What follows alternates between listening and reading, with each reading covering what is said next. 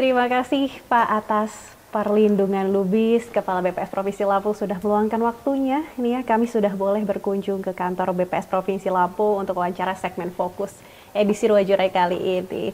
Pak Atas, ini kita melihat bahwa juga BPS sudah merilis ya Pak ya pada hari Senin kemarin ya bahwa ada angka yang menunjukkan penurunan angka kemiskinan di Provinsi Lampung nih Pak Atas. Nah dari data yang dimiliki BPS sendiri, Pak Atas, ini ada berapa sebenarnya angka penduduk miskin secara keseluruhan di Provinsi Lampung, Pak Atas? Silakan. Baik, terima kasih Mbak Kristi. Saya juga mengapresiasi Mbak Kristi dan tim sudah berkenan berkunjung ke BPS Provinsi Lampung. Jadi betul Mbak Kristi, BPS Provinsi Lampung secara resmi sudah merilis angka kemiskinan Maret 2023 itu sebesar 11,11%. Atau kalau dengan jumlah orangnya kurang lebih sebanyak 970.670 orang. Jadi kalau dibandingkan dengan angka kemiskinan September 2022 yang lalu, itu turun sebesar 33%, Mbak Kestri. Ya, baik Pak. Atas sebenarnya ini menurut Pak Atas sendiri selaku ini BPS juga kan menyajikan angka-angka seperti itu ya. Ada penurunan sekitar 0,33%. Menurut BPS sendiri sebenarnya signifikan tidak sih Pak penurunan angka ini?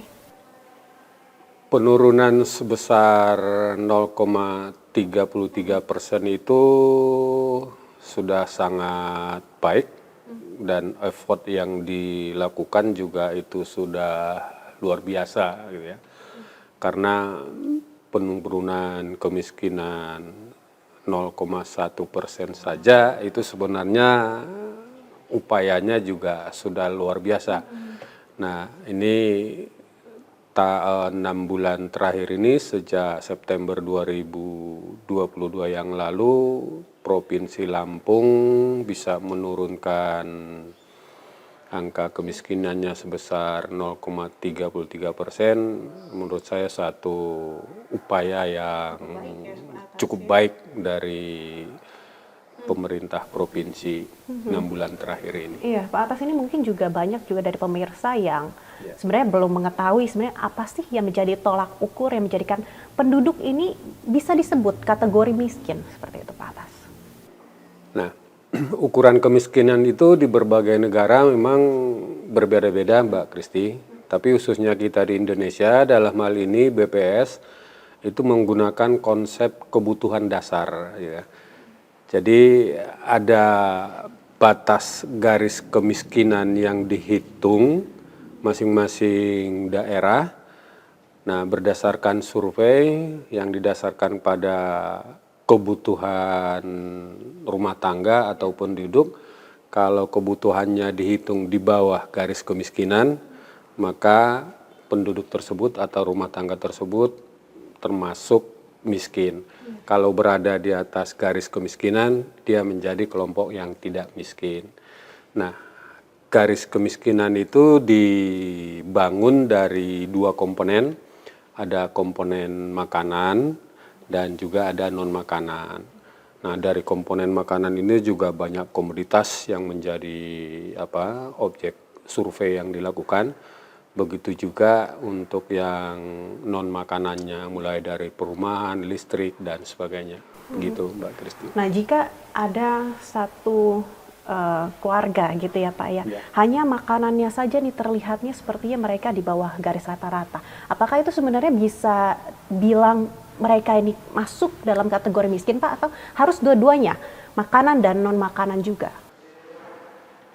Penentu masuk miskin dan tidak miskin itu harus kedua-duanya gitu. Karena penduduk itu kebutuhan pokoknya tidak hanya dari makanan, juga yang non makanan gitu.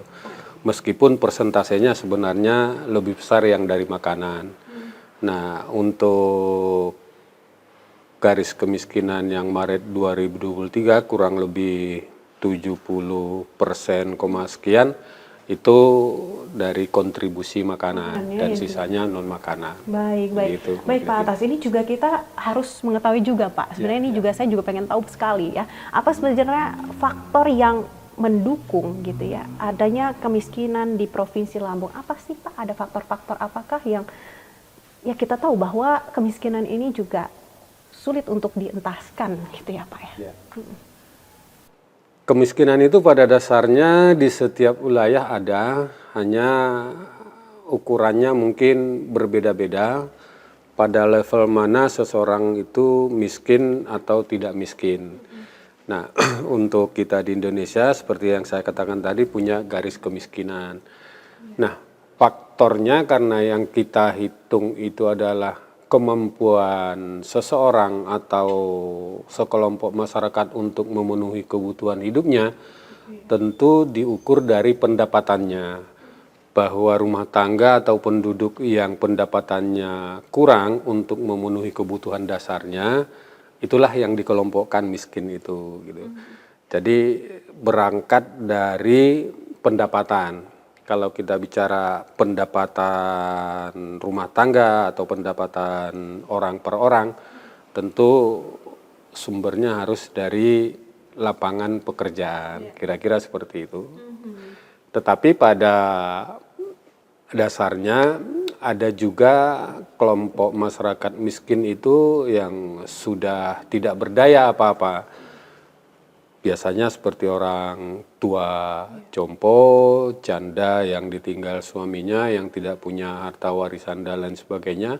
Untuk mereka ini kan sebenarnya meskipun diberikan akses untuk lapangan pekerjaan, secara fisik mereka sudah bukan sebagai angkatan kerja dan tidak mampu lagi melakukan pekerjaan itu, sehingga mereka juga tidak punya sumber pendapatan lagi untuk memenuhi kebutuhan dasarnya. Baik Pak Atas, kita statement akhir Anda terkait dengan sebenarnya apa faktor yang mendukung untuk menurunkan angka kemiskinan Provinsi Lampung, Pak? Karena kemiskinan itu berawal dari ketidakmampuan seseorang atau kelompok masyarakat memenuhi kebutuhannya, maka upaya untuk menurunkan kemiskinan itu memberi kemampuan kepadanya untuk dapat memenuhi kebutuhannya. Ya tidak lain cara yang paling mudah adalah membuka lapangan pekerjaan seluas-luasnya. Sehingga para kelompok masyarakat, lebih-lebih yang sudah tergolong pada kelompok miskin, itu bisa mempunyai akses ke lapangan pekerjaan, sehingga ada tambahan pendapatan memenuhi kebutuhannya. Kecuali, ini ada kecualinya Bu Kristi, yang tidak mampu lagi melakukan aktivitas kegiatan itu, tidak mampu lagi berusaha untuk meningkatkan pendapatannya.